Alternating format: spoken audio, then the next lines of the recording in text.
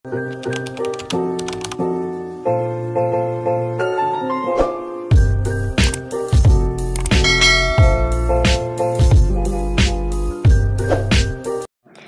everyone! So for today's video, tuturuan ko po kayo kung paano nga ba kumuha ng GCash Visa card o GCash ATM card. So ito ay napakadaling gawin lang.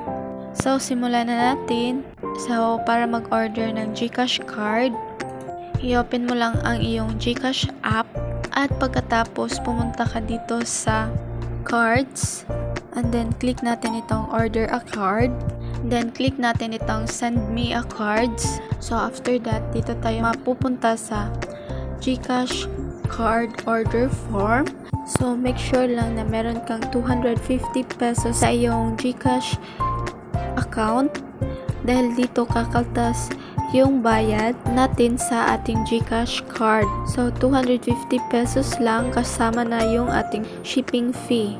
And then, click natin itong next. So, dito, i-enter lang natin yung information ng receiver. Dahil ipapadala ito ni GCash sa'yo. So, pwede mong i-enter kahit sino. So, siya po ang magre-receive ng ating GCash card. Ilagay mo lang dito ang pangalan. Then, dito, lalagyan mo ng mobile number. Then, maglalagay din tayo dito ng delivery address. So, dito ipapadala yung ating card. So, lalagyan mo lang dito yung iyong province, yung inyong city or municipality, barangay, at yung inyong zip code. So, kung hindi mo alam yung zip code mo, i-google mo lang yung zip code ng lugar mo. Maglagay ka rin dito ng house number at street address. Then, dito ang landmark, optional lang ito. Pwede rin hindi mo lang lalagyan ng landmark yung iyong delivery address. And then, click natin itong next. So, dito, i-review lang natin yung ating inilagay na information at i-check natin itong box na nandito. And then, i-click lang natin itong confirm. So, ayan, madidirect yung ating payment doon sa ating GCash account. Then, click natin itong pay 250. Then, ayan, dito tayo mapupunta. I-click lang natin itong proceed. And then, ayan, hintayin natin na mag-proceed. And then, after few minutes, at ayan, na-order na natin yung ating GCash Visa card. So, ayan, dito nakalagay NCR 4 to 6 business days. Luzon, 6 to 8 business days.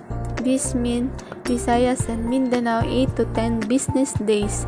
So, mga 8 to 10 business days makakarating yung ating in-order na GCash Visa card.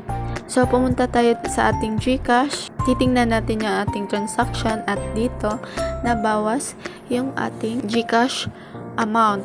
So, nakalagay dito minus 250. Ito yung in-order natin na GCash Visa card. So, yan lang po ang mga tips at tutorials kung paano kumuha ng GCash Visa card this 2025. So, dito na lang po nagtatapos yung ating video. Sana ay may natutunan kayo.